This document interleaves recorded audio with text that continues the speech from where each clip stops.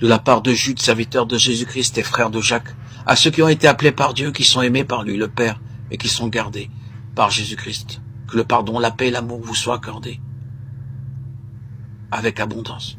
Mes chers amis, j'avais un vif désir de vous écrire au sujet du salut qui nous est commun.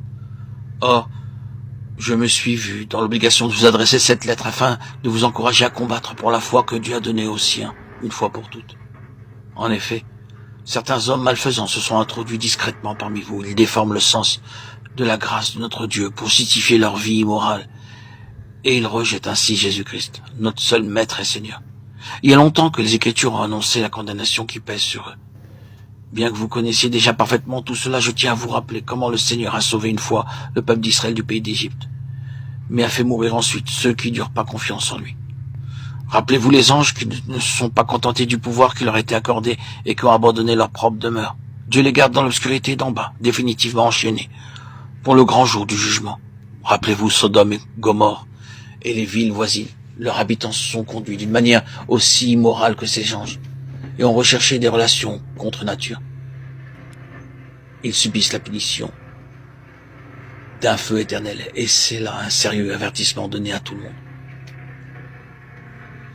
Eh bien, ces gens-là se comportent de la même manière, entraînés par leur fantaisie. Ils pêchent contre leur propre corps, ils méprisent l'autorité de Dieu, ils insultent les êtres glorieux du ciel.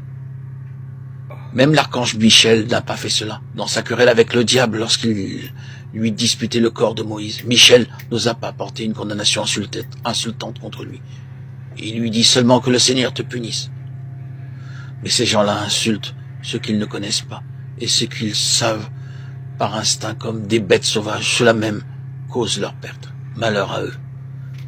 Ils ont suivi le chemin de Caïn et se sont livrés à l'erreur pour de l'argent comme Balaam.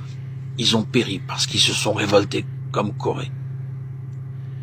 Leur présence est un scandale dans vos repas fraternels où ils font la fête sans aucune honte, en ne s'occupant que d'eux-mêmes. Lettre de Jude 1:12. Cette lettre, écrite probablement à la fin du 1er siècle, la lettre de Jude, se présente comme le frère de Jacques, mais en garde contre certains membres de la communauté qui mettent en péril la foi chrétienne. Ces gens justifient leur vie immorale et renient le Christ.